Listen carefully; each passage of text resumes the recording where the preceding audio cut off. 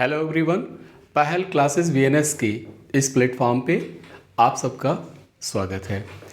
आज की क्लास में हम यह देखने का प्रयास करेंगे कि राजनीतिक यथार्थवाद किस तरीके से अंतर्राष्ट्रीय संबंधों के, अंतर्राष्ट्रीय राजनीति के अध्ययन के लिए उपयोगी है। राजनीतिक यथार्थवाद यानी पॉलिटिकल रियलिज्म प्रोपाउंडेड बाय हांस जे मार्गेंथाउ। तो इसको मार्गेंथाउ का यथार्थवाद भी कहा जाता है। तो आज के इस लेक्चर में हम इसे समझने का प्रयास करेंगे। Political realism to the study of international politics.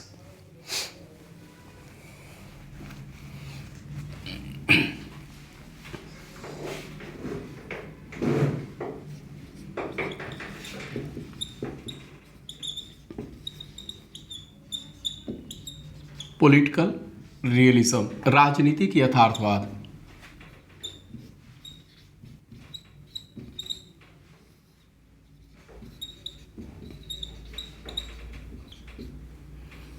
राजनीतिक यथार्थवाद मार्गेंथाउ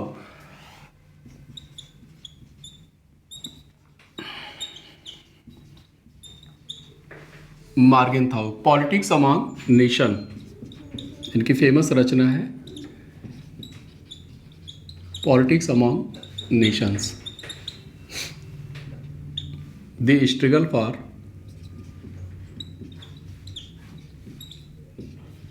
पावर एंड पीस 1948 में पब्लिश्ड हुई थी। हांस जे मार्गेंथाउ।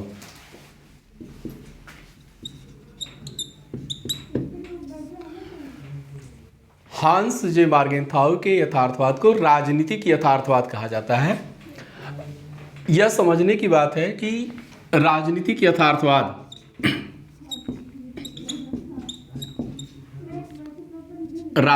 यथार्थवाद या पॉलिटिकल रियलिज्म में राजनीतिक का क्या भाव है और यथार्थवाद का क्या भाव है।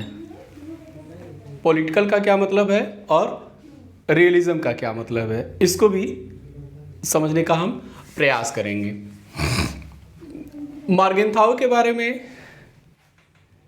थोड़ी सी चीज़ जानने की ये है बैकग्राउंड कि मार्गेंथाउ जर्मन रिफ्यूजी थे, सेटल्ड इन यूएसए। जर्मनी से ये निकले शरणार्थी के तौर पे, अमेरिका में इन्होंने शरण सिटीजनशिप प्राप्त किया। तो जर्मन रिफ्यूजी थे, सेटल्ड इन यूएसए। मार्गेंथाउ ने अपना जो इनका राजनीतिक यथार्थवाद का सिद्धांत है 1948 में इनका आया पहली बार, जब इनकी पुस्तक पब्लिश्ड हुई पॉलिटिक्स अमॉन्ग नेशन। तो उसके पीछे का जो बैकग्राउंड है, जो अवधि है, आप देखेंगे कि विश्व युद्ध समाप्त हुआ था, द्वितीय विश्व युद्ध समाप्त हुआ था और दो विश्व युद्धों के बीच में आइडियलिज्म का दौर चला, वुड्रो विल्सन का, या आइडियलिस्ट जो विचारधारा थी उसका प्रभाव था, लेकिन उसको आइडियलिस्ट विचारधारा को ज़्यादा सफलता नहीं मिली थी। उसका कारण था, असफल होने का प्रमाण ये है कि सेकेंड वर्ल्ड वार हो गया। तो मार्गेंथाउ अमेरिकी विदेश नीति के जो संचालक करता हैं, जो फॉरेन पॉलिसी मेकर्स हैं, उनको आगाह करने का काम करते हैं अपनी रचना के माध्यम से। उनको इस बात की आशंका थी कि अंतर्राष्ट्रीय राजनीति का शांति की ओर संचालन न होकर के अंतर्राष्ट्रीय राजनीति का संचालन शक्ति की ओर जा रहा था। यानी अंतर्राष्ट्रीय राजनीति पावर पॉलिटिक्स की राजनीति थी। अंतर्राष्ट्रीय राजनीति, जैसा कि आदर्शवादी बता रहे थे, उस तरह की राजनीति नहीं थी। शांति की ओर संचालन नहीं था अंतर्राष्ट्रीय राजनीति का, शक्ति राजनीति की ओर था। तो ऐसे में अमेरिकन जो फॉरेन पॉलिसी मेकर्स हैं, उनको आगाह करते हैं कि आप फिर से कहीं ऐसा न हो कि गलत नीतियों को फॉलो करें, गलत नीतियों का आप समर्थन करें या गलत नीतियों पर आप चलें। अमेरिकी विदेश नीति के जो संचालन करता है पॉलिसी मेकर्स हैं, फॉरेन पॉलिसी मेकर्स, उनको किस नीतियों पर चलना चाहिए या किन नीतियों को अपनाना चाहिए, मार्गेंथाउ बताते हैं। वो है राजनीतिक यथार्थवाद। पॉलिटिकल रियलिज्म एक विजडम है, इस विजडम को अपनाना चाहिए। अब आप समझिए राजनीतिक क्यों है, क्योंकि इंटरनेशनल पॉलिटिक्स हर तरह की राजनीति की तरह ही क्या है, शक्ति की राजनीति है। राजनीति होता ही है शक्ति पाने के लिए। कोई व्यक्ति या कोई समूह या कोई नेशन राजनीति में आता ही है, अंतर्राष्ट्रीय राजनीति में आता ही है पावरफुल बनने के लिए, पावर पॉलिटिक्स। वो कहते हैं कि whatever ultimate aim is the international politics, whatever may be the ultimate aim of international politics, power is always immediate aim. यानी अंतर्राष्ट्रीय राजनीति का उद्देश्य कुछ भी हो, उसका अंतिम उद्देश्य कुछ भी हो, तात्कालिक उद्देश्य हमेशा शक्ति की प्राप्ति का है। Power is always immediate aim. ये स्टेटमेंट सीधे सीधे प्रतियोगी परीक्षाओं में पूछा जाता है। ये कथन किसका है? तो इस चीज़ का तो राजनीतिक है, राजनीतिक हुआ, उनका जो सिद्धांत है राजनीतिक हुआ। बात समझ में आई क्यों हुआ? राजनीतिक यथार्थवाद में राजनीतिक का मतलब ये है कि अंतर्राष्ट्रीय राजनीति हर तरह की राजनीति की ही तरह है। क्यों? क्योंकि शक्ति इक्वेशन पर बल देती है। राजनीति पावर को बढ़ाने के लिए की जाती है। और उन्होंने कहा कि अंतर्राष्ट्रीय राजनीति का अंतिम उद्देश्य कुछ भी हो सकता है, लेकिन तात्कालिक उद्देश्य हमेशा क्या है? शक्ति की प्राप्ति है। इसलिए यह राजनीति कहलाया। यथार्थवाद क्यों कहलाया? क्योंकि यह राजनीति वैसी ही है जो व्याख्या हो रही है राजनीति की, एक वैसी ही है जो यथार्थ में है, as actual it is. Political realism ये जो यथार्थवाद है, यथार्थवाद क्यों है? क्योंकि ये scientific understanding of human nature, मानव स्वभाव के वैज्ञानिक समझ पर आधारित है। और मानव स्वभाव जैसा है वैसा ही वर्णन राजनीतिक यथार्थवाद करता है। इसलिए क्या है? यह यथार्थवाद है। Scientific understanding of the human nature, मानव के स्वभाव पर आधारित है। और जैसा मानव है, मानव ही राजनीतिक संगठन का संचालन करते हैं, राज्य की को प्रतिनिधित्व देते हैं, लीडरशिप देते हैं, तो वो भी मनुष्य ही हैं। तो राज्य भी जिस पॉलिटिक्स को करते हैं तो वो भी पावर पॉलिटिक्स ही हुआ। और चूँकि ये राजनीति मानव नेचर पर आधारित है, मानव का जो स्वभाव है, जैसा है, एज इट इज एक्चुअल, वैसा ही ये डिपिक्शन करता है, वर्णन करता है। इसलिए क्या है? ये यथार्थवाद भी है।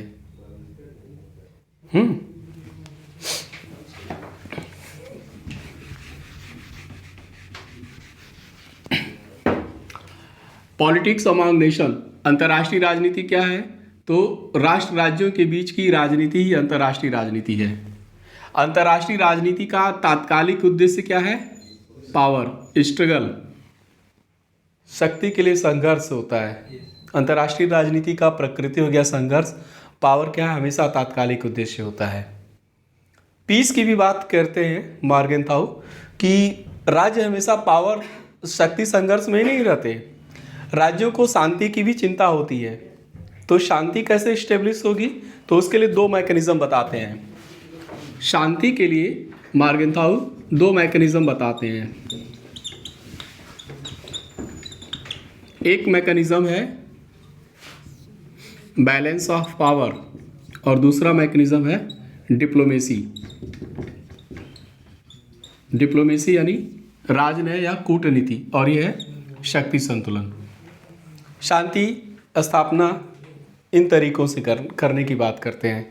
मॉर्गेनथाउ यह भी कहते हैं कि मिलिट्री पावर से ज़्यादा महत्वपूर्ण पॉलिटिकल पावर है। आप कोई भी देश अंतर्राष्ट्रीय राजनीति में अपने राष्ट्रीय शक्ति को बढ़ाना चाहता है, नेशनल इंटरेस्ट को, राष्ट्रीय हित को बढ़ाना चाहता है, उसको सुरक्षित करना चाहता है, तो मिलिट्री पावर से ज़्यादा महत्वपूर्ण क्या है? पॉलिटिकल पावर है। यानी आप अपनी राजनीतिक शक्ति का, आप अपने राजनीतिक प्रभाव का क्या करना है? विस्तार करना है दुनिया भर में। शक्ति क्या है? पावर क्या है? पावर का कॉन्सेप्ट के बारे में मॉर्गेनथाउ कहते हैं कि पावर का मतलब प्रभाव से है। यानी यदि आप जो चाहते हैं, जिस भी व्यक्ति से जो चाहते हैं वो आप करवा लेते हैं, तो इसका मतलब है कि आप पावरफुल हैं।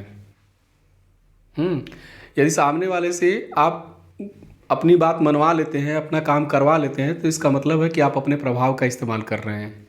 ये अलग बात है कि हो सकता है वो सीधे यदि आपके आपके बाहुबल से यदि वो डर करके काम कर दे, आप मान लीजिए बाहुबली ही हैं, आप जो है बाहुबल का प्रदर्शन नहीं कर रहे हैं, लेकिन कहीं न कहीं उसके मन में ये बात है कि हम इसका काम नहीं करेंगे तो हमें ये कहीं न कहीं से क्षति पहुंचा सकता है, नुकसान पहुंचाएगा। तो आपके उस डर से, आपके शक्तिशाली, आपके बाहुबल होने की वजह से भी काम कर सकता है। लेकिन मार्गेंथाउ का कहना है कि मिलिट्री पावर के बजाय क्या है, राजनीतिक पावर, यानी आप अपने प्रभाव का इस्तेमाल कीजिए। आप यानी बिना लड़े, बिना युद्ध किए, आप ये देखेंगे अंतर्राष्ट्रीय राजनीति में जो यथार्थवाद है वो कभी भी डायरेक्ट युद्ध का समर्थन नहीं करते हैं। वियतनाम वार में जो निर्णय लिया अमेरिका ने वियतनाम वार जाने का, उसका मार्गेंथाउ ने अपोज किया था। ये यथार्थवादी विचारक हैं, वो उसका विरोध करते हैं, कहते हैं कि डायरेक्ट युद्ध में मत जाइए, आपको अपना इंटरेस्ट साधना है, आपको अपने राजनीतिक प्रभाव का विस्तार करना है। कौन सा प्रभाव? राजनीतिक प्रभाव का विस्तार करना है। तो एक एक करके देखते हैं इनके 6 प्रिंसिपल्स क्या हैं।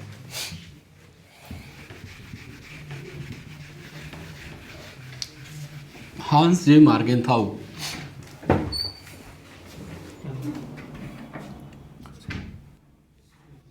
राजनीतिक यथार्थवाद के 6 सिद्धांत उन्होंने बताया।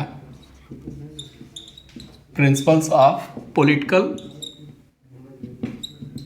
रियलिज्म, राजनीतिक यथार्थवाद के 6 सिद्धांत। 6 सिद्धांत पर चर्चा करने से पूर्व यह भी एक बात समझने की है कि मार्गेंथाउ थियरी की बात करते हैं। मार्गेंथाउ के लिए सिद्धांत का क्या मतलब है? मार्गेंथाउ के लिए सिद्धांत का क्या मतलब है? सिद्धांत के प्रति मार्गेंथाउ की क्या समझ है? तो उनका कहना है कि theory must be judged not by some pre concept abstract principles or concept unrelated to reality but by its purpose to bring order and meaning to the mass of phenomenon which without it would be disconnected and unintelligible। कहने का मतलब है कि theory कैसे जज की जानी चाहिए, उस अपने पर्पस से। यानी कोई भी सिद्धांत है तो उस सिद्धांत का उद्देश्य क्या है, वो सिद्धांत किसके इंटरेस्ट को सर्व कर रही है। अगर पॉलिटिकल रियलिज्म है तो किसके इंटरेस्ट को सर्व कर रही है, उस सिद्धांत का उद्देश्य क्या है, इस अपने उद्देश्य में वो सिद्धांत कहाँ तक सफल है, इससे जो है उस थियरी का मूल्यांकन करना चाहिए। जैसे कहते हैं कि थियरी का मतलब है ascertaining facts and giving them meaning through reason, तथ्यों का पता लगाना और उन तथ्यों में अर्थ भरना। सिद्धांत का क्या काम है? यानी घटित घटना है वो क्या है, अंतर्राष्ट्रीय राजनीति के तथ्य क्या हैं, घटनाएं हैं। तो जो तथ्य हैं उन तथ्यों में अर्थ भरना, थियरी का उद्देश्य क्या है, पर्पज क्या है, अर्थ भरना, यानी उन तथ्यों को मीनिंगफुल बनाना व्याख्या करके। अभी ये गिलास है,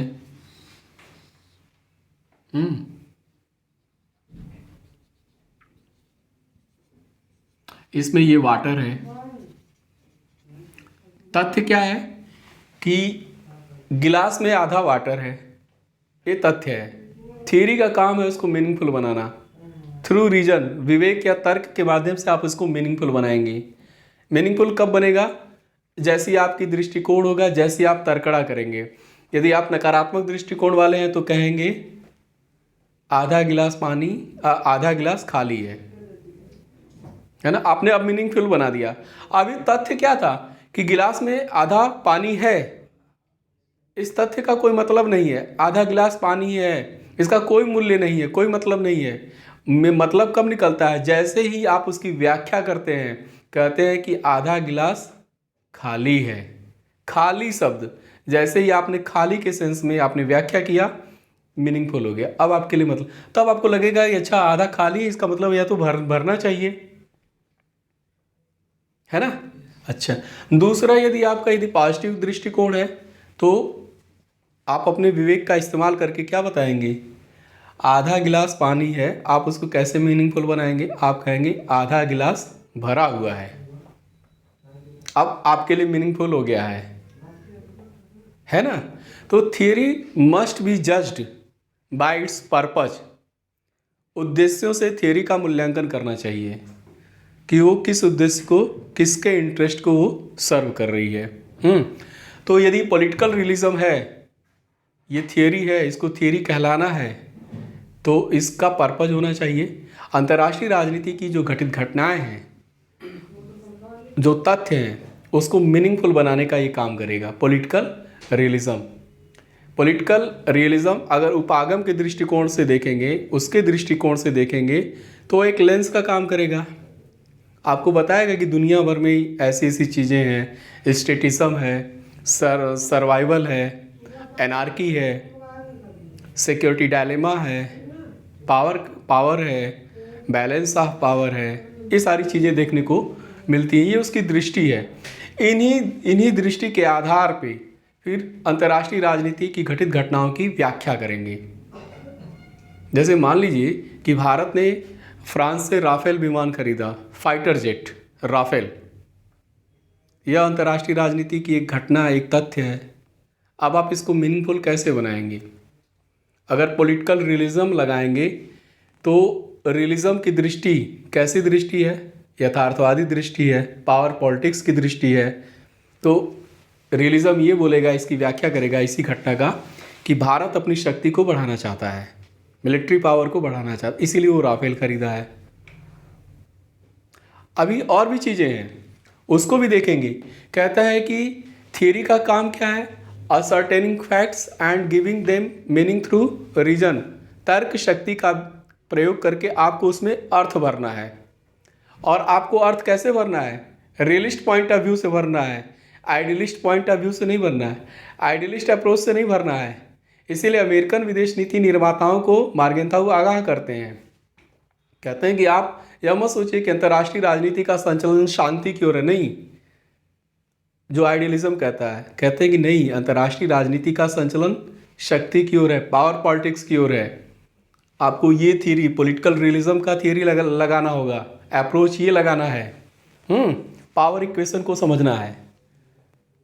और मार्गेंथाउ यह भी कहते हैं कि a characteristics of a foreign policy can only be ascertained through the examination of political act performed and the consequences of these acts। कहते हैं कि यदि किसी देश की विदेश नीति का आपको अध्ययन करना है या किसी देश की विदेश नीति की विशेषता के बारे में जानना है, तो आपको क्या जानना है? आपको किस चीज़ का मूल्यांकन या परीक्षण करना होगा कि क्या राजनीतिक कार्य संपादित किया गया है और उस राजनीतिक कार्य का जो संभावित परिणाम है वो क्या है। अगर आप ऐसा कर लेंगे, इसका मतलब है कि संभावित परिणाम यानी एक रेशनल हाइपोथेसिस, तार्किक परिकल्पना आप गढ़ेंगे, और यदि तार्किक परिकल्पना आपकी आगे चल कर के वैलिड होगी तो फिर वो थियरी बन जाएगी। तो वो कहते हैं कि it is testing of rational hypothesis against the actual acts and their consequences. मतलब ये है कि आप जो तार्किक परिकल्पना बनाएंगे, हाइपोथेसिस बनाएंगे, वो क्या होगा? जो अंतर्राष्ट्रीय राजनीति के एक्चुअल फैक्ट्स हैं, जो वास्तविक तथ्य हैं, और उन तथ्य यानी जो घटनाएं हैं और उन घटनाओं का परिणाम क्या निकल के आएगा, संभावित परिणाम, उसके आधार पर ही आप अंतर्राष्ट्रीय राजनीति के तथ्यों में क्या करेंगे? मीनिंग भरने का काम करेंगे, और इस तरीके से आप अंतर्राष्ट्रीय राजनीति का एक सिद्धांत बना लेंगे। इसको अभी समझते हैं एग्जाम्पल से, आसानी हो जाएगी। भारत ने राफेल फ्रांस से खरीदा, फाइटर जेट। तो पॉलिटिकल रियलिज्म कहेगा कि उसकी व्याख्या कैसे करेगा कि भारत जो है पावरफुल बनना चाह रहा है, इसीलिए करेगा। अब इस पॉलिटिकल एक्ट का संभावित परिणाम क्या होगा? यह एक राजनीतिक घटना है ना, एक कार्य हुआ ना, राजनीतिक कार्य। भारत के विदेश रक्षा मंत्रालय या जो है विदेश मंत्रालय या भारत सरकार ने डिसाइड किया कि हमें राफेल खरीदना है फ्रांस से, और उसने खरीदा। यह क्या, एक राजनीतिक कार्य है। है ना। अब इस राजनीतिक कार्य का संभावित परिणाम क्या होगा? क्या होगा? भारत की पावर तो बढ़ेगी ही बढ़ेगी। अब दहशत में कौन आएगा? संभावित परिणाम का आप अनुमान लगा रहे हैं, यही आपकी रेशनल हाइपोथेसिस है। तार्किक परिकल्पना। तार्किक परिकल्पना यानी एक अनुमान लगा रहे हैं आप अभी का अभी कि अब इसका राजनीतिक परिणाम क्या उभर कर सामने आएगा। पावरफुल बनने से, राफेल फाइटर जेट लेने से पावरफुल बने तो इसका राजनीतिक पॉलिटिकल कॉन्सिक्वेंसेस, फोर्सिएबल कॉन्सिक्वेंसेस, संभावित परिणाम क्या होगा? चीन और पाकिस्तान दहशत में आएंगे। आएंगे कि नहीं आएंगे? एक तो संभावना है ना कि आप पावरफुल हुए तो पाकिस्तान क्या करेगा? वो दहशत में आएगा, उस सिक्योरिटी डायलेमा में आएगा। तो अब क्या होगा?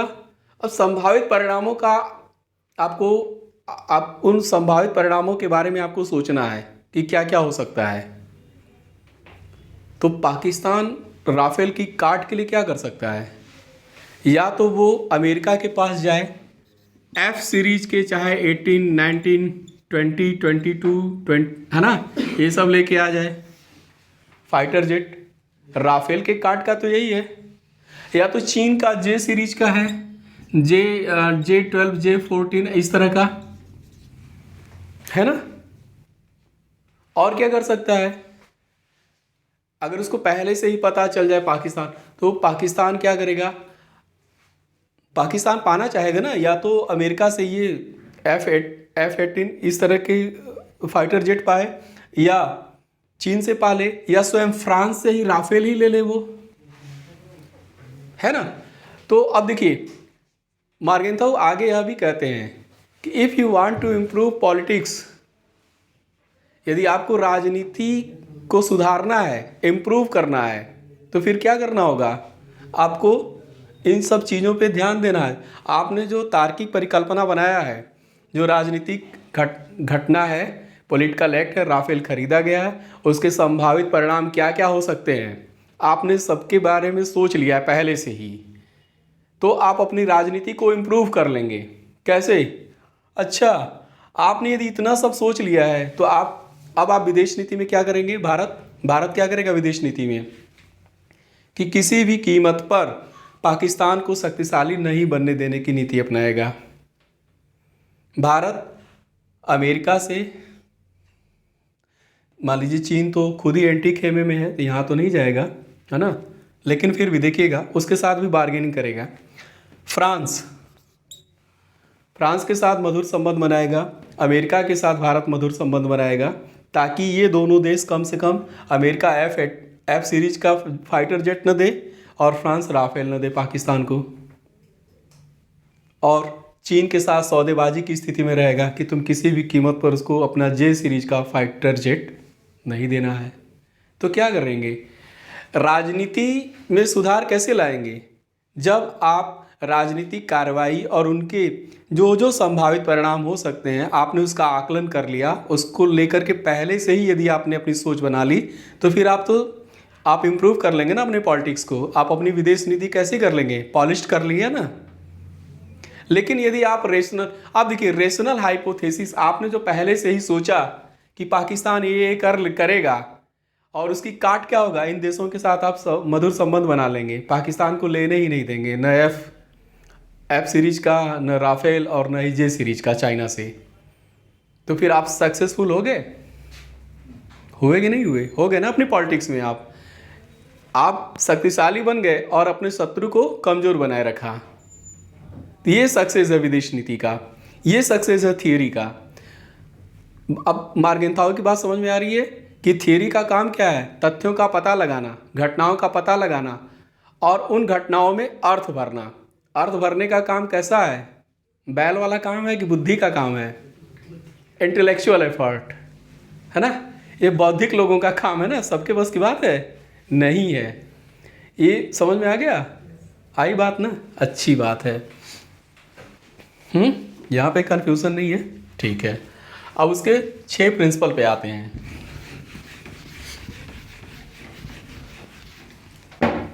अब आप समझिए कि जब आपका यही रेशनल हाइपोथेसिस यदि सच में वैसा होने लगे, आपने जो पहले से अनुमान लगा लिया और ये प्रूव हो गया कि आपकी जो सोच है वो सही है, पाकिस्तान सच में प्रयास कर रहा था, है ना। तो इसका मतलब है कि आपका जो रेशनल हाइपोथेसिस है, तार्किक परिकल्पना है, तार्किक जो अनुमान है वो आपका क्या हो गया, वैध हो गया।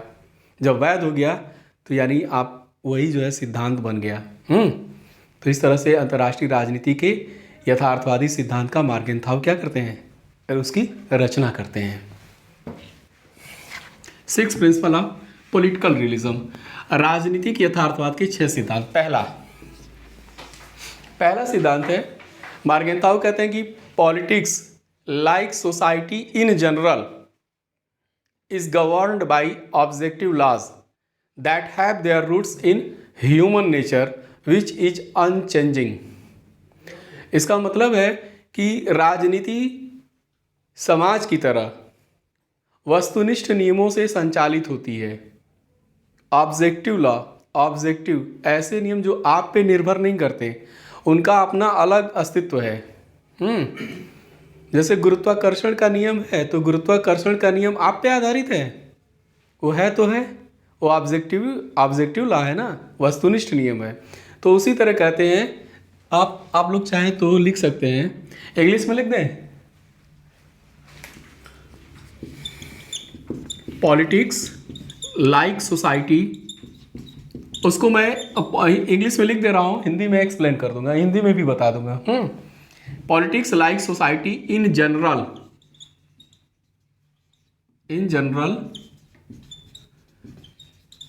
Governed by objective laws that have their roots in human nature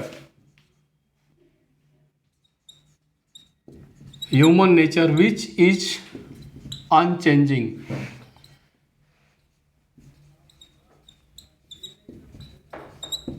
पहला प्रिंसिपल है, पॉलिटिक्स यानी राजनीति समाज की ही तरह गवर्न शासित होती है वस्तुनिष्ठ नियमों से, जिसकी जड़ें कहाँ पे हैं, मानव स्वभाव में, और कैसी हैं, अनचेंजिंग, अपरिवर्तनशील हैं।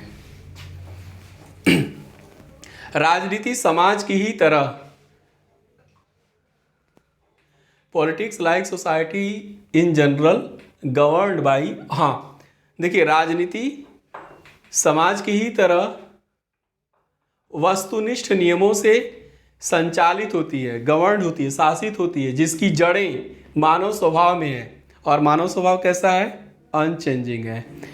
हिस्ट्री, इतिहास ने यह बार बार प्रमाणित किया है कि मानव का स्वभाव हमेशा एक सा रहा है, कभी बदला नहीं है। मानव स्वभाव कैसा है, मार्गेंथाउ का मानव वैसा ही है जैसा मैकियावेली और हॉब्स का मानव है। एकदम सेम है, उससे अलग नहीं है। और स्वभाव से कैसा है, वो शक्ति पिपासु है, वो शक्ति चाहता है, वो पावरफुल बनना चाहता है, उसके अंदर प्रभुत्व की आकांक्षा है, लालसा है, ऐसा मानव है। और ऐसे मानव से निर्मित राजनीतिक समुदाय, राज्य भी कैसा होगा, जैसा मानव है, वह मानव का नेचर है, वैसा ही राज्य का नेचर है, क्योंकि राज्य का संचालन करता कौन है, मानव ही है। तो जैसा नेता होगा वैसा ही उसका व्यवस्था भी होगी, है कि नहीं है। अगर एक सभ्य सुशिक्षित व्यक्ति है तो जो भी संगठन बनाएगा उसमें व्यवस्थाएं दिखेंगी, और एक गंवारू टाइप का, असभ्य टाइप का, हिंसक बर्बर है तो उसकी व्यवस्थाएं भी उसी तरह की होंगी, हर चीज़ उसका वैसा ही होगा। तो आप समझिए, politics like society in general governed by objective law that have their roots in human nature which is unchanging. ये ऑब्जेक्टिव लॉज हैं, है ना, वस्तुनिष्ठ नियम है। यानी राजनीति सिद्धांत का काम क्या है, पहला काम यही है कि उन वस्तुनिष्ठ नियमों की खोज करना जिससे समाज शासित होता है, जिससे राजनीति संचालित होती है, उसकी खोज करना है ना। और उस नियमों के आधार पर राजनीति का क्या करना है, संचालन करना है।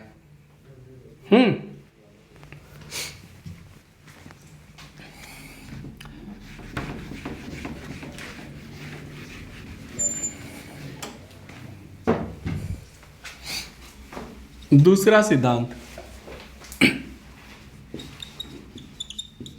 The main sign post that helps political realism to find its way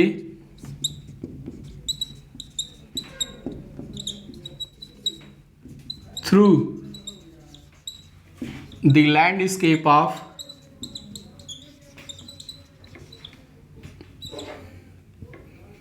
of international politics is the concept of power,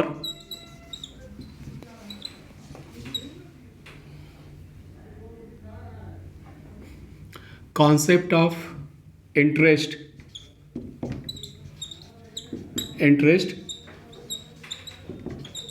defined in terms of power.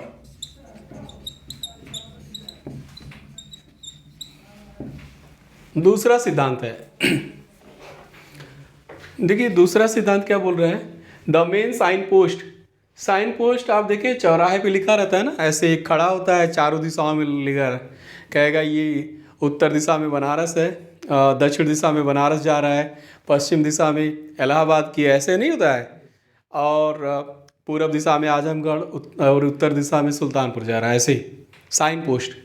कहता है द मेन साइन, मुख्य जो साइन पोस्ट है राजनीतिक यथार्थवाद की मदद करता है। क्या है वो? अंतर्राष्ट्रीय राजनीति में किस तरह से लैंडस्केप ऑफ इंटरनेशनल पॉलिटिक्स, देखिए the main sign post that helps, मदद करता है पॉलिटिकल रियलिज्म को अपने रास्ता कहाँ से निकालने के लिए, अंतर्राष्ट्रीय राजनीति से। कैसे?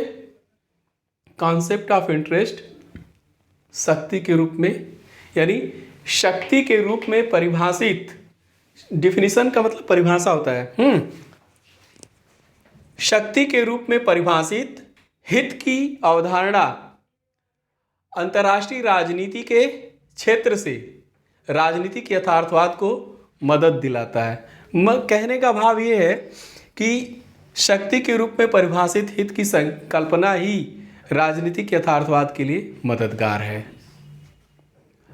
पहला जो सिद्धांत था कि ह्यूमन नेचर, वस्तुनिष्ठ नियम है ना, ऑब्जेक्टिव लॉ, तो करना क्या है, कोई भी सिद्धांत है तो आपको यदि यथार्थवादी सिद्धांत बनना है, जैसा कि मार्गेंथाउ बता रहे हैं, तो कहते हैं कि उन वस्तुनिष्ठ नियमों की खोज करनी है जिससे समाज या राजनीति संचालित होती है। तो दूसरे सिद्धांत में वो वस्तुनिष्ठ नियम मार्गेंथाउ पा गए। वस्तुनिष्ठ नियम क्या है? यही है, concept of interest defined in terms of power, यानी जो हित है, शक्ति के रूप में परिभाषित हित की संकल्पना ही क्या है? ये वस्तुनिष्ठ नियम है। यानी कोई भी राजनीति होगी तो पावर पॉलिटिक्स होगी, पावर पॉलिटिक्स है ना। और जो आपका हित है, हित कैसा है? शक्ति को बढ़ाने में ही आपका हित है। मार्गेंथाउ के लिए पावर साधन भी है हित की सिद्धि का, और साध्य भी है। उनका कहना है कि जब आप पावरफुल बनेंगे तो आपका हित सुरक्षित होगा, जब आपका हित सुरक्षित होगा उसमें वृद्धि होगा, समृद्धि होगी, तो आप और पावरफुल बनेंगे, और पावरफुल और आपका इंटरेस्ट सधेगा, है ना। ऐसे तो समझिए वस्तुनिष्ठ नियम क्या है? शक्ति के रूप में परिभाषित हित, यही वस्तुनिष्ठ नियम है। इसी से राजनीति संचालित होती है, इसी नियम से।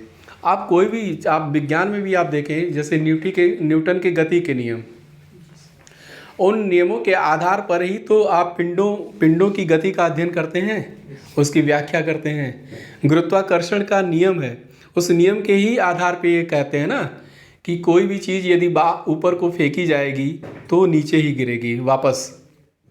With the help of law, नियम के ही आधार पर तो चीज़ों की व्याख्या करते हैं। तो ये राजनीति में जो घटनाएं हैं, जो तथ्य हैं, उनको मीनिंगफुल बनाना है, उनको अर्थपूर्ण बनाना है, उनको समझना है, तो आपको उस नियम की जानकारी होनी चाहिए। वस्तुनिष्ठ नियम है, वो हमारे और आप पर निर्भर नहीं करता, वो उसका अस्तित्व है तो है, वो मानव नेचर पे आधारित है। और मानव नेचर इतिहास भी बताता है कि हमेशा एक से रहा है, उसमें कोई परिवर्तन नहीं हुआ है। शक्ति का आकांक्षी, प्रभुत्व की आकांक्षा वाला रहा है तो रहा है, वो है, अब भी है, आगे भी रहेगा। तो इसीलिए मार्गेंथाउ कहते हैं ना कि अंतर्राष्ट्रीय राजनीति, जैसा कि आदर्शवादी सोच रहे हैं शांति की ओर संचालन होगा, नहीं, अंतर्राष्ट्रीय राजनीति का संचालन शक्ति राजनीति की ओर है। स्ट्रगल फॉर पावर है, पावर को लेकर के स्ट्रगल होने की ओर जा रहा है। शीत युद्ध शुरू हो चुका था ना 1948 में, इनकी पुस्तक आ रही पॉलिटिक्स अमंग नेशन। 1945 से शीत युद्ध शुरू हो जाता है, संघर्ष बढ़ रहे हैं ना। तो रियलिज्म एक हेजेमोन थियरी है, वर्चस्वशाली सिद्धांत है। क्यों? क्योंकि युद्ध की अवस्था का, संघर्ष की अवस्था का सबसे सर्वश्रेष्ठ व्याख्या कौन करता है? यही करता है। युद्ध क्यों है राष्ट्रों के बीच में, संघर्ष क्यों है, पावर पॉलिटिक्स क्यों है, उसके सबसे सही विश्लेषण यथार्थवाद करता है। तो आप समझिए वस्तुनिष्ठ नियम क्या है? Concept of interest defined in terms of power. तीसरा प्रिंसिपल। अच्छा ये बताइए, इंग्लिश में लिखने में कोई दिक्कत नहीं है ना? हिंदी बता दे रहा हूँ, समझ में आ रहा है ना? ठीक है। तीसरा, concept of interest defined as power. Concept of interest defined as power is universally valid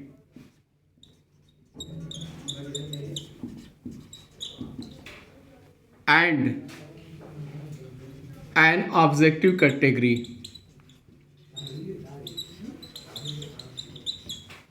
देखिए, जो हित का अवधारणा है, शक्ति के रूप में परिभाषित हित की अवधारणा है, वो यूनिवर्सली वैलिड है और एक ऑब्जेक्टिव कैटेगरी है।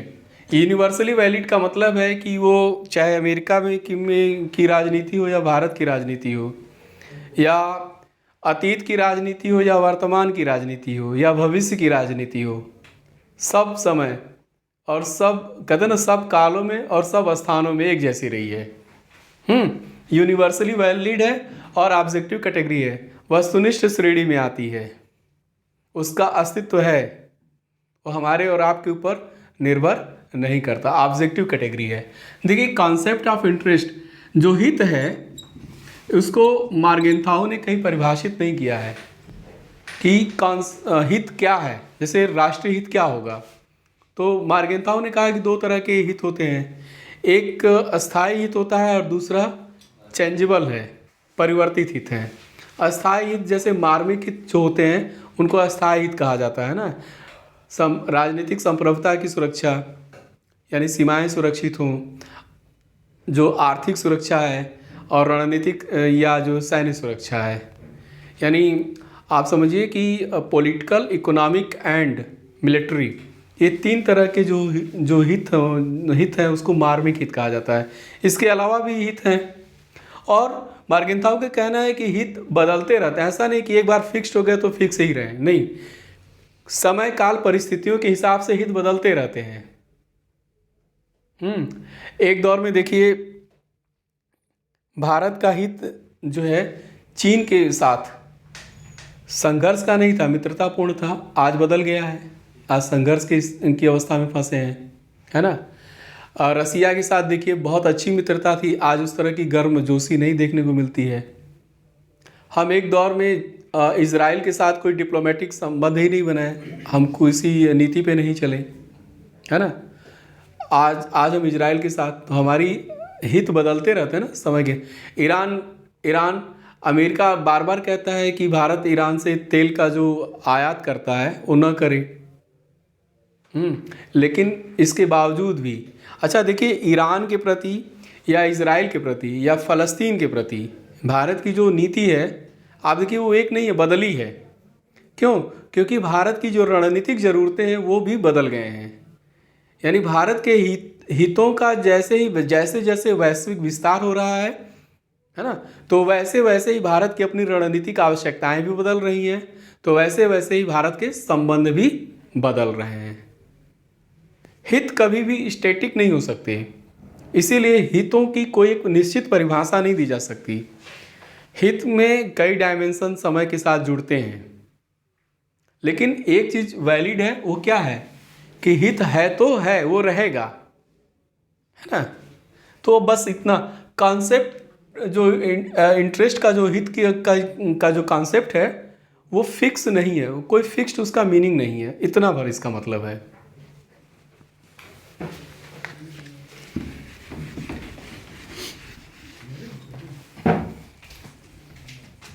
और चौथा सिद्धांत है political realism. Political realism is aware of the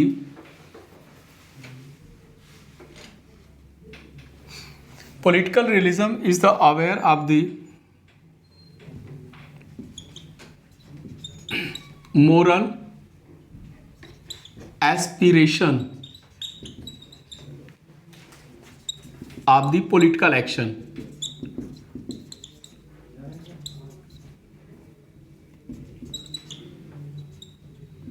देखिए राजनीतिक यथार्थवाद जो है, राजनीतिक कार्यों के नैतिक महत्व, एस्पिरेशन के बजाय ज़्यादा कारगर शब्द है सिग्निफिकेंस,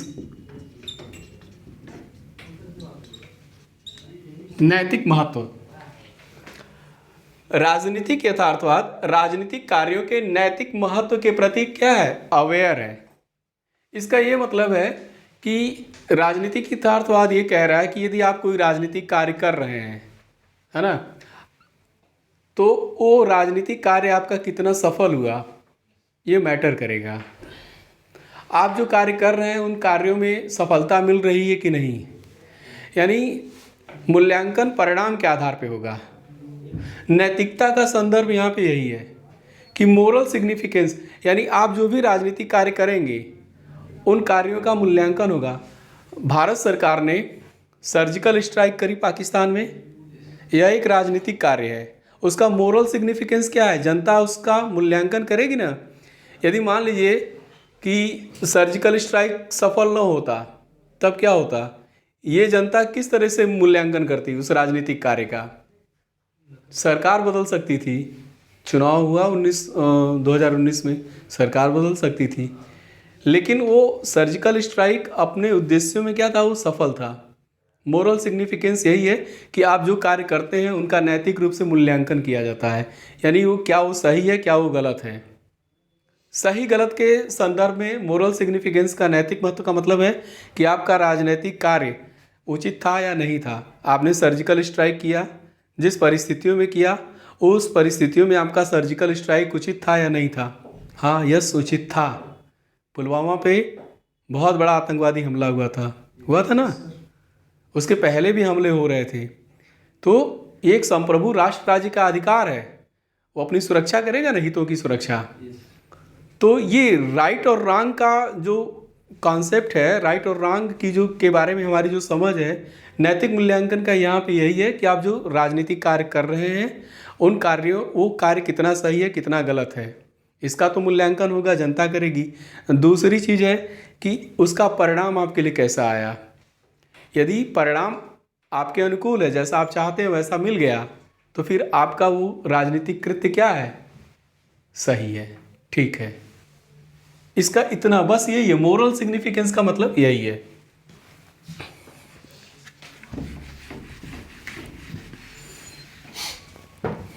पांचवा, political realism refuses to identify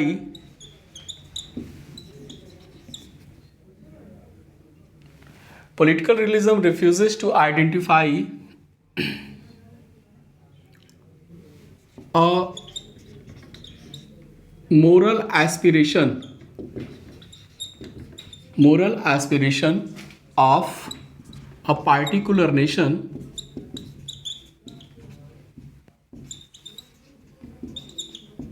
with the moral law that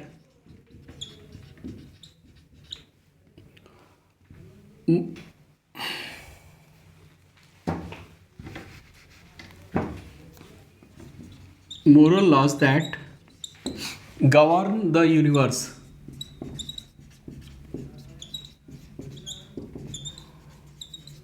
देखिए, political realism refuses to identify a moral aspiration of particular nation with the moral laws that govern the universe.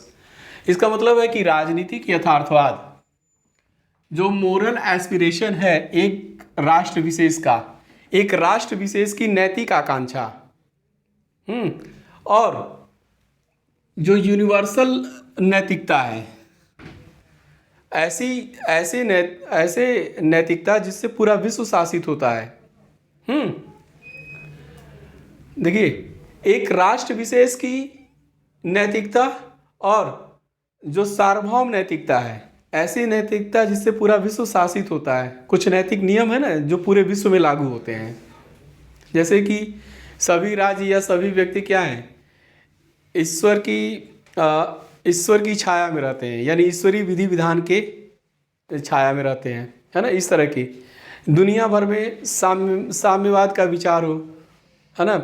जैसे मानव अधिकार की दुनिया एक ऐसी विचारधारा, नैतिक विचारधारा जो पूरे विश्व में लागू हो, पूरी दुनिया भर में, है ना। कहते हैं universal declaration of human rights, सार्वभौम मानवाधिकार, आप उसकी चर्चा करेंगे। जलवायु परिवर्तन के बारे में आप सोच रहे हैं, है ना। पर्यावरण की चिंता से आप ग्रसित हैं। मानवता को बचाने की ऐसी विचारधारा जो पूरे एक देश के हितों के खिलाफ तो जाती हो, लेकिन उसमें सभी देशों का, अगर वो आप काम करते हैं तो सभी देशों का उससे हित होता है। पूंजीवाद की एक विचारधारा है कि पूरी दुनिया भर में पूंजीवाद का प्रसार हो जाए। साम्यवाद की विचारधारा है, पूरी दुनिया भर में एक साम्यवाद या गुट निरपेक्षता की विचारधारा। ये ऐसे यूनिवर्सल विचार हैं, ये ऐसे यूनिवर्सल सार्वभौम नैतिकता हैं जो एक राष्ट्र विशेष की नैतिकता से अलग हो सकते हैं। राष्ट्र विशेष के लिए नैतिक चीज़ क्या है? एक ही चीज़ है, उसका national interest defined in terms of power. अगर इसको इग्नोर करके आप किसी सार्वभौमिक नैतिकता में फंसेंगे तो फिर आप क्या करेंगे? मूर्खता करेंगे। मार्गेंथाउ कहते हैं कि राजनीतिक यथार्थवाद नेताओं को दो तरह की भ्रांति या मूर्खताओं से बचाता है। एक भ्रांति है मोटिव्स को लेकर के, जिसको कहते हैं दो फालेसी है। फालेसी का मतलब भ्रांति, है ना, मिसअंडरस्टैंडिंग। एक मोटिव्स को लेकर के है और दूसरा है आइडियोलॉजिकल प्रेफरेंसेस।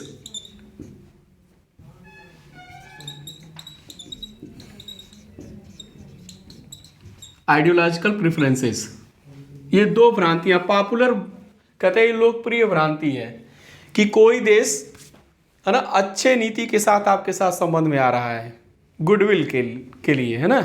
और दूसरा है आइडियोलॉजिकल प्रेफरेंसेस, यानी ऐसी नैतिकता जो पूरे विश्व को शासित करने वाली हो, है ना, गुट निरपेक्षता की हो। या तो फिर आप देखिए, भारत को कहा जाता है कि भारत जो है 1971 में जब सोवियत संघ के साथ संधि की, मित्रता की संधि, है ना, तो वो गुट निरपेक्ष की नीति से हट गया। वो हट गया था, यानी भारत कहीं न कहीं सोवियत संघ का समर्थक हो गया था। तो मार्गेंथाउ भी तो यही कह रहे हैं कि एक राष्ट्र विशेष की जो नैतिक आकांक्षा है, वो जो सार्वभौम नैतिक आकांक्षा है, उससे वो अलग हो सकती है, एक साथ नहीं मिलाता है वो, है कि नहीं है। गुट निरपेक्षता एक मूल्य है, गुट निरपेक्षता एक नैतिकता थी। भारत को तो चाहिए था ना कि भारत जो उस मूल्यों का प्रचार प्रसार करे, वो किसी भी गुट में न जाए, किसी भी गुट से कोई मित्रता संधि न करे या कोई सैन्य संधि न करे। लेकिन भारत की जब ज़रूरत हुई, भारत को जब खतरा समझ में आया, तो उसने क्या किया? गुट निरपेक्षता की नीति से पीछे हटा, है ना। ईरान के प्रति हो, कुछ लोग कहते हैं कि वास्तव में हटा नहीं, वो रणनीतिक परिवर्तन था। अगर रणनीतिक परिवर्तन ही कर रहे हैं तो कहीं ना कहीं तो आप पीछे हट रहे हैं ना। मार्गेंथाउ भी यही बात कह रहा है कि एक राष्ट्र विशेष की नैतिक आकांक्षा सार्वभौम नैतिकता से उसको नहीं मिलाया जा सकता, यानी उसको अलग करने की बात करते हैं। बस एक चीज़ है, मोटिव्स, किसी का मोटिव अच्छा हो सकता है, जैसे चैम्बरलेन का दो विश्व युद्धों के बीच का, चैम्बरलेन जो ब्रिटेन के प्रधानमंत्री थे, हिटलर के प्रति उन्होंने तुष्टीकरण की नीति, ऐसी नीति थी जो माना जाता था कि गुडविल, है ना, गुडविल यानी सहृदयता की नीति थी।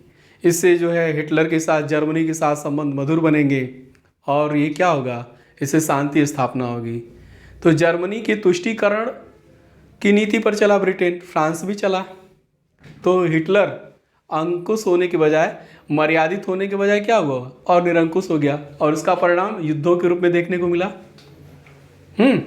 वैसे ही तो अब देखिए, चैम्बरलेन का जो मोटिव था अच्छा था, लेकिन उसका परिणाम क्या था, खतरनाक आया। दूसरी तरफ विंस्टन चर्चिल का जो मोटिव था, विंस्टन चर्चिल हमेशा राष्ट्रहित की बात किए, नेशनल इंटरेस्ट की बात किए, है ना। मोटिव बहुत अच्छा नहीं था, लेकिन व्यवहार में विंस्टन चर्चिल की नीतियां काफ़ी कारगर थीं और उससे ब्रिटेन को फायदा मिला। मोटिव्स, आइडियोलॉजिकल प्रेफरेंसेस का मतलब है, इसीलिए कहते हैं ना कि वियतनाम युद्ध में जब अमेरिका जाने का निर्णय लिया तो मार्गेंथाउ उसका अपोज कर रहे थे, विरोध कर रहे थे कि राजनीतिक मूर्खता है कि आप दुनिया को साम्यवाद से बचाने के लिए चले हैं। आपका नेशनल इंटरेस्ट सर्व हो रहा है कि नहीं, ये देखिए। आप मिलिट्री एक्शन के बजाय आप अपने राजनीतिक प्रभाव का इस्तेमाल कीजिए। राजनीतिक प्रभाव बढ़ाने के लिए तो यूनाइटेड नेशन वगैरह और वैश्विक संस्थाएं हैं, IMF है, WTO है, वहाँ से प्रभाव लाइए, उसको वहाँ से दबाव में लाइए, लेकिन नहीं, है ना। तो कहता है कि ये जो भ्रांतियाँ हैं, जो मूर्खताएं हैं, उन मूर्खताओं से भी बचाने का काम करता है कौन, राजनीतिक यथार्थवाद। और लास्ट है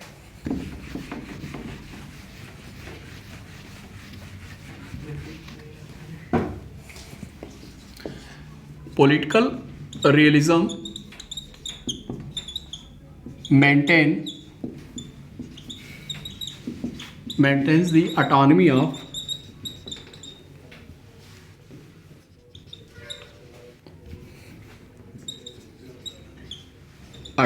of international politics।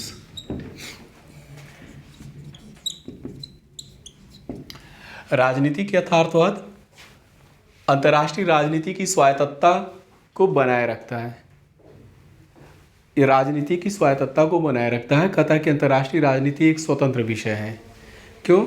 जैसे अर्थशास्त्री मनी के रूप में चिंतन करते हैं, है ना, धार्मिक नेता जो है नैतिकता के रूप में चिंतन करते हैं, समाजशास्त्री सामाजिक नियमों के बारे में चिंता करते हैं, वैसे ही राजनीतिज्ञ कैसे शक्ति के रूप में चीज़ों को देखते हैं।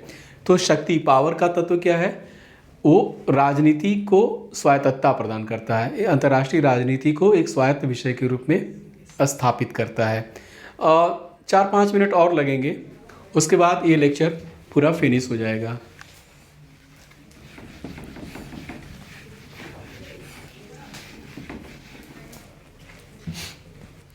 हमने शुरू में बताया मार्गेंथाउ सिर्फ शक्ति संघर्ष की ही बात नहीं करते हैं, शांति स्थापना के भी उपाय बताते हैं। उसके लिए 2 मैकेनिज्म उन्होंने बताया, एक बैलेंस ऑफ पावर और दूसरा जो मैकेनिज्म था वो डिप्लोमेसी है। डिप्लोमेसी जब कॉन्सेप्ट के लेवल पे वहाँ पढ़ाएंगे तो वहाँ पे स्पष्ट कर देंगे, बैलेंस ऑफ पावर को भी वहाँ पे स्पष्ट कर, और मार्गेंथाउ का स्पेसिफिक जो उसमें जो भी उनकी चीज़ें हैं उसको हम वहाँ पे स्पष्ट कर देंगे, बस इतना। और मार्गेंथाउ ने 3 तरह के राज्यों की बात की है, उससे भी जानिए। पहला है स्टेटस कोइस्ट राज्य, स्टेटस कोइस्ट स्टेट या पावर। 3 तरह की पावर है। एक है स्टेटस कोइस्ट जो व्यवस्था को बनाए रखना चाहते हैं, जैसे फ्रांस और ब्रिटेन, है ना, ये व्यवस्था को बनाए रखना चाहते हैं, स्टेटस कोइस्ट। रिविजनिस्ट पावर है,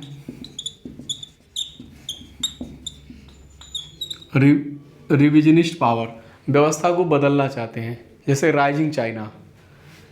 अमेरिका ने जो विश्व व्यवस्था बनाई है, उस विश्व व्यवस्था को चाइना क्या करना चाहता है, बदलना चाहता है, परिवर्तित करना चाहता है, तो रिविजनिस्ट पावर है। और तीसरा है इम्पेरियलिस्ट पावर। इम्पेरियलिस्ट पावर यानी साम्राज्यवादी शक्ति। जैसे आप देखिए, जब पावर बहुत ज़्यादा बढ़ जाती है, अनियंत्रित हो जाती है, तो वो पावर कैसा हो जाता है? साम्राज्यवादी हो जाता है। जैसे नाज़ी जर्मनी, हिटलर के नेतृत्व वाला, इस तरह का साम्राज्यवादी पावर। तो ये है, आप ये समझिए कि मार्गेंथाउ का जो राजनीतिक यथार्थवाद है, एक चीज़ पे हमेशा ध्यान देता है, कहता है कि ह्यूमन नेचर के बारे में उसकी सोच बहुलवादी सोच है, pluralistic form of human nature. और राजनीति जो है एक आस्पेक्ट है, मानव नेचर की जो बहुलता है, मानव नेचर और भी उसमें चीज़ें शामिल हैं, लेकिन राजनीति उसका एक अंग है।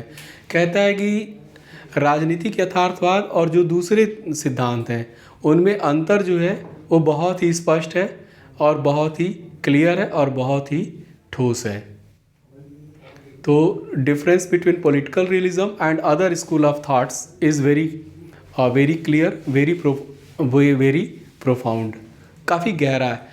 देखिए, मार्गेंथाउ के राजनीतिक यथार्थवाद की आलोचना भी की जाती है। आलोचना का मुद्दा ये है कि ये पावर मोनिज्म है, यानी शक्ति के एक तत्ववाद की बात करते हैं, सिर्फ और सिर्फ शक्ति पर बल देते हैं। पावर मोनिज्म है। दूसरी चीज़ है कि बहुत ज़्यादा बल दिया गया है पावर पे, टू मच वेट दिया गया है पावर के ऊपर। तीसरा है कि जो गैर राजनीतिक तत्व हैं उनकी उपेक्षा कर दी गई है अंतर्राष्ट्रीय। और सिर्फ ऐसा नहीं कि शक्ति राजनीति या पावर ही एनार्की की ओर ले जाता है, दूसरी चीज़ें भी होती हैं। जैसे आप देखेंगे इसी में केनेथ वाल्स जो स्ट्रक्चरल रियलिस्ट हैं, वो कहते हैं कि अंतर्राष्ट्रीय राजनीति की संरचना भी एनार्की की ओर ले जा रही है, तो सिर्फ पावर ही नहीं है।